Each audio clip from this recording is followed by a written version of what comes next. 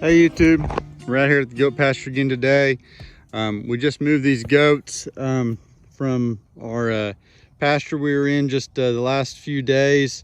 We were talking about in the last video doing a little higher density grazing. We had 157 nannies, 186 kids on 7.5 acres for right at 2.5 days. What's out in front of you on the other side of this fence to the right is where they were at. And I've got them, they're on this side now. This is where they just moved to just 20 or so minutes ago. But if you look out here on this other side of the fence, right in front of you is a patch of those green briars. And like I said in my last video, there's 3 species of plants that we were really hoping to focus on and maybe get these goats to utilize a whole lot of them and maybe even kind of knock them down a little bit. And you can see this patch of green briar, they went to town on it pretty good. I mean, they really went to it. You can see all, I don't know if it's 90% or 85% of the leaf has been taken off, maybe something like that. Getting down in here close. I mean, you guys look and you tell me. And so anyhow, what does that really do for us? That's a little bit harder to say as far as like, a pasture quality standpoint. Are we going to stomp these green briars out? I doubt it. Are we going to thin them out if we continue this process, over and over? I would think so. But who's to say? It's all about the management and kind of knowing what you're doing, and we're just starting out, so who knows. But I do know that they certainly use this. They came in here and they turned this green briar into forage and then converted that and made it into some red meat. So if nothing else, that alone is pretty cool. And if in the meantime we can kind of change the composition of this pasture and knock back some of this brush, that'd be great. Also, we talked about the ragweed in this pasture. We had a significant amount of ragweed. The goats probably, there was a significant amount of that compared to the green briar or the prickly or plum tree thicket like the other one we talked about, the third plant. But this ragweed, there's so much of it, I don't think that I was going to get any kind of 90% consumption, but they certainly did go after it. I don't know if I'll be able to find a plant right here that's bit off, but I found them out in the pasture, and I watched these goats grazing the last couple of days, and they certainly were eating it.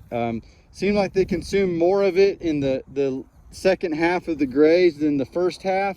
Mind you, these goats were in this paddock roughly 2.5 days, something right in there, just going on 3 days. Basically 6 o'clock this evening would be 3 days, and I don't know, it's lunchtime or a little right around lunchtime right now.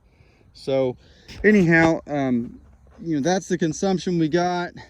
Are we going to knock this stand of ragweed back? I think it's going to take a lot more than what we're doing to see a visual change, but we're going in the right direction, I think. The other thing was the plum tree thicket, and I might get a closer view for you and post it on the screen. I'll walk down there a little bit and get a better view, and we'll put it on the screen while I'm talking here. But you can see where they were at. You can see a browse line.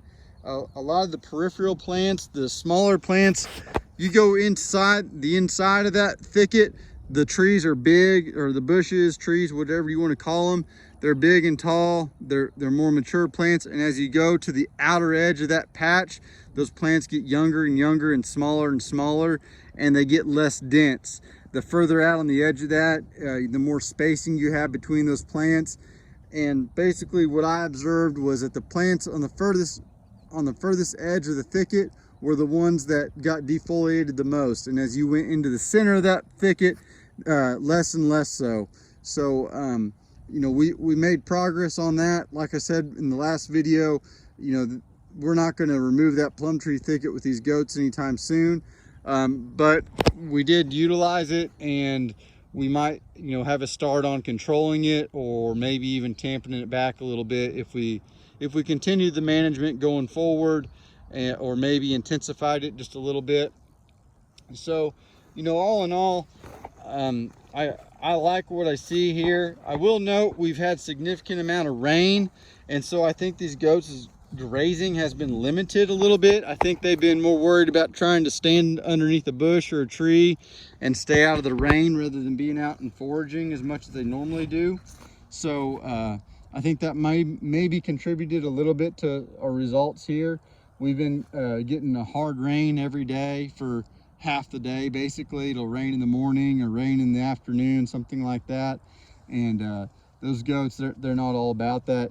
This is an old crop field. I'm actually standing on top of a terrace right here, and at the bottom of that terrace down in there, there's standing water all down through there. That's all standing water. So you know, what would have been different if we hadn't had these conditions? It's a little hard to say right now, but generally, you know, goats don't like to get out in the rain. So by and large, like I said, happy with my results, and looking forward to seeing in the next paddock right up there where these goats are at, what we get done in the next couple days, and how that progresses. I don't know if I left these goats in here too long. I don't think it was too short. I think that they needed to get moved. It was time. They were ready to move, so I wouldn't have wanted to hold them on there any longer. I think the rain might have made it worse, so, but you know, could we have left them in there, moved them this morning or moved them yesterday evening? That's debatable. I came out here yesterday early afternoon, and I kind of wanted to see them get a better consumption. On this green briar, there's a big difference between today and yesterday, as far as how much has been removed. When I came out here yesterday, there wasn't as much removed as I really thought there should have been, so that's why I went ahead and held them on here another day, and it did make a difference. So right or wrong, that's what we did. While I'm out here, I might just show you, I've got these goats on temporary water right now, which I haven't hauled yet because it keeps raining, and while they're not very full, I've got 3 troughs here that are a third or quarter full each, and there's enough moisture out here in this feed right now. These goats, they don't need a whole lot of water, so they're doing good, and I haven't even hauled them a drop of water yet. I just set this deal out here. But what I was going to show you is my fence here. I just set it right here on the fence line and just made a big bubble, just bubbled out. It tees into that other temporary fence right up there, and basically, you know, this fence right here just was flopped over on that side of my water setup so that they could drink, you know, from this paddock and come into here and drink. And then I flopped the fence back over here so they can access from this paddock to right here. So I don't know if that is that big a deal, but it seemed kind of handy when I set it up at the time. So maybe somebody out there will think that's cute and use it someday. So anyhow, I don't know what else I really need to get covered here today. Move was pretty good. Even with all this rain, these goats, they don't seem to be too hunched up or too sad about their condition.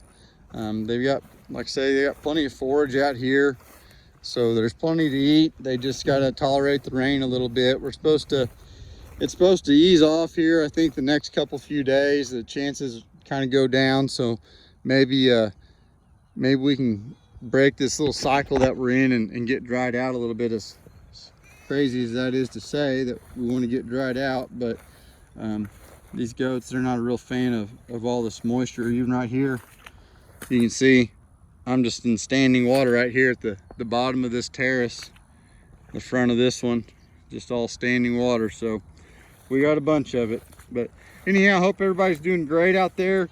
I'm gonna keep trying to keep you guys up to date on this little project we've got going of trying this higher density grazing, and just seeing some of the results and what comes about from trying to do something a little more high intensive. So anyhow, we'll be talking at you on the next one, and we'll talk to you later. Bye now.